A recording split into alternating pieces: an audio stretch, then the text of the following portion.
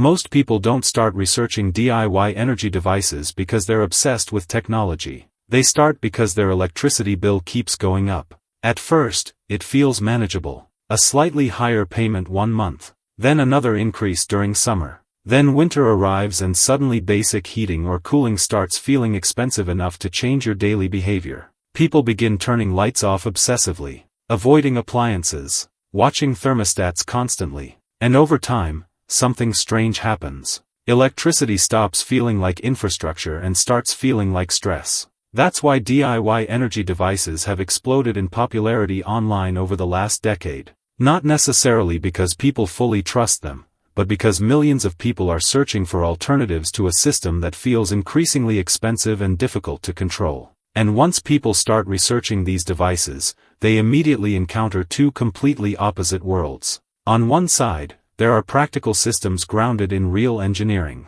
Small solar setups, battery storage systems, backup generators, portable power stations, DIY electrical projects that can genuinely offset some energy costs under specific conditions. On the other side, there are exaggerated claims promising impossible results. Unlimited power, free energy, tiny devices supposedly capable of powering entire homes with almost no input. And the internet rarely explains the difference clearly. That confusion is exactly why so many people remain fascinated by the topic. Because hidden underneath all the hype is a real question. Can ordinary people actually reduce their dependence on large energy systems? The answer is more complicated than most videos make it seem. Some DIY energy systems absolutely can reduce certain costs. Small solar systems can offset part of household usage. Battery systems can provide backup during outages. Efficient energy management can lower monthly bills over time. But people often underestimate how much electricity modern homes actually consume. A refrigerator runs continuously. Heating and cooling systems consume huge amounts of energy. Water heaters, ovens, laundry machines, and electronics all add up quickly. And that's where many online energy claims become misleading. The real issue isn't whether small DIY devices can produce electricity. Many can. The real issue is whether they can produce meaningful, sustainable power at the scale modern lifestyles demand. That distinction changes everything. Because generating a little electricity is not especially difficult. Generating enough reliable electricity to support a modern household consistently is an entirely different challenge. And yet, people continue searching. Why? Because the emotional motivation behind DIY energy devices is bigger than electricity itself. It's about independence. People are increasingly uncomfortable depending completely on systems they cannot control. Power grids feel vulnerable. Utility costs fluctuate constantly. Extreme weather events expose weaknesses in infrastructure.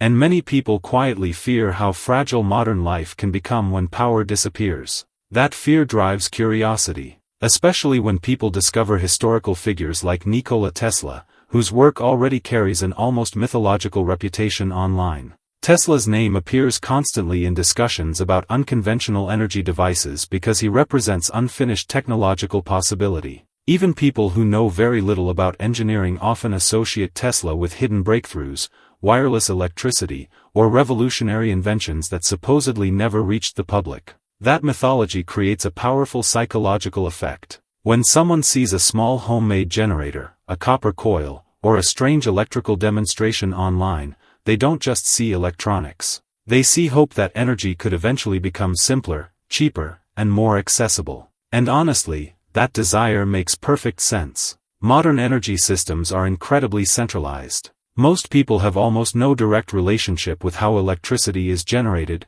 distributed, or managed. Power arrives invisibly through systems controlled far away from their homes. DIY energy projects reverse that feeling. Suddenly electricity becomes physical again. Wires, batteries, panels, coils, mechanical systems you can touch, build, repair, and understand yourself. That hands-on aspect explains why so many people become emotionally invested in these projects, even when the financial savings are smaller than expected. Because learning how energy works creates a sense of self-reliance. And self-reliance has become emotionally valuable in a world that feels increasingly dependent on fragile infrastructure. Of course, this is also where unrealistic expectations become dangerous. The internet rewards dramatic claims. A thumbnail promising, "Cut your power bill by 90% spreads much faster than a realistic discussion about energy efficiency, load balancing, or backup systems. That's why many people eventually become disappointed after chasing miracle solutions that were never technically realistic in the first place.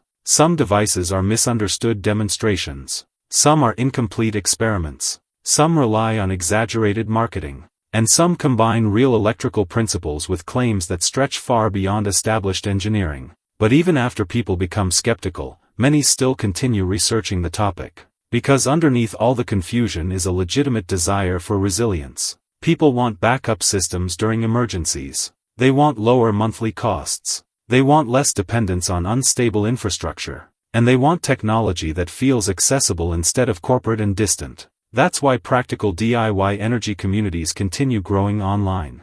Not because everyone believes impossible claims, but because many people genuinely want to understand how to generate, store, or manage energy more independently. In many ways, the popularity of DIY energy devices says more about modern anxiety than it does about electricity itself. People are searching for control. And whenever societies feel uncertain about costs, infrastructure, or the future, interest in self-sufficiency always increases. That pattern repeats throughout history constantly. What makes today different is how quickly information spreads online.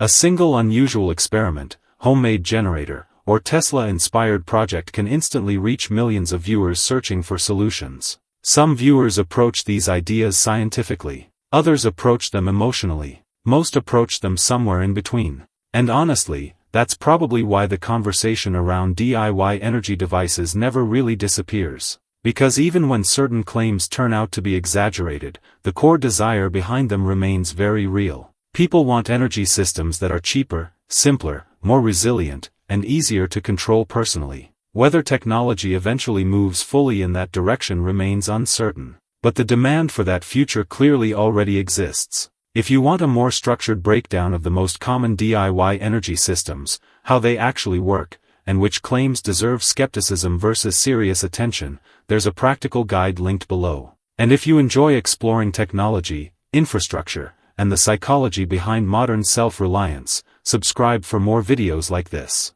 Because sometimes the most important question isn't whether a technology sounds revolutionary, it's why so many people desperately want it to be true.